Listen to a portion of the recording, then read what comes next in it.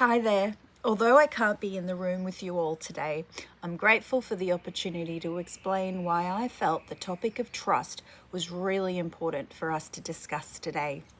Now, in 2009, over 15 years ago now, when I first started as an early resolution officer, most of my job involved conveying preliminary views on the phone.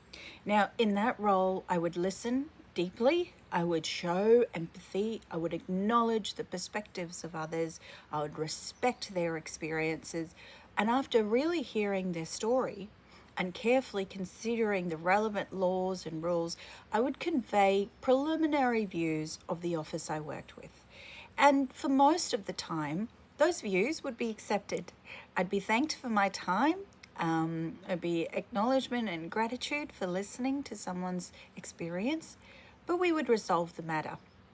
Now, as I work with many ombudsman, commission, tribunal, authority, staff, what I'm finding is our officers like me finding it harder and harder to resolve matters for the simple reason that there is such little trust at the moment between communities, but most importantly, there is such little trust of institutions and systems of rules or laws and orders and the people that represent them.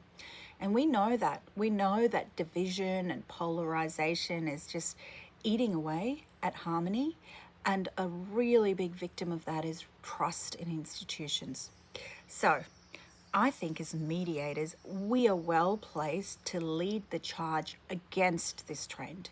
And there's a couple of things that I would love to leave with you as learnings that I've had in my research and my work when it comes to building trust. And the first one is that for better or for worse, we trust humans that look and sound like us.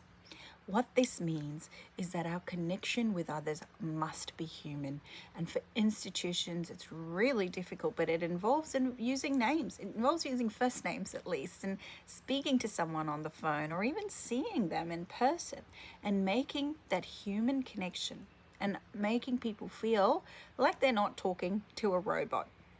The second thing when it comes to trust is that individuals need to be able to understand the system. Now, we don't trust things that we don't understand. The more complex and the larger the organization, the less likely we are to trust it. So again, simplifying our communications and making things actually achievable, attainable, accessible is the most important thing we can do in building trust. I think as mediators, we are so well placed to lead this charge as institutions become more complex, more digitized, more automated. We are losing the human touch and things are becoming more complex.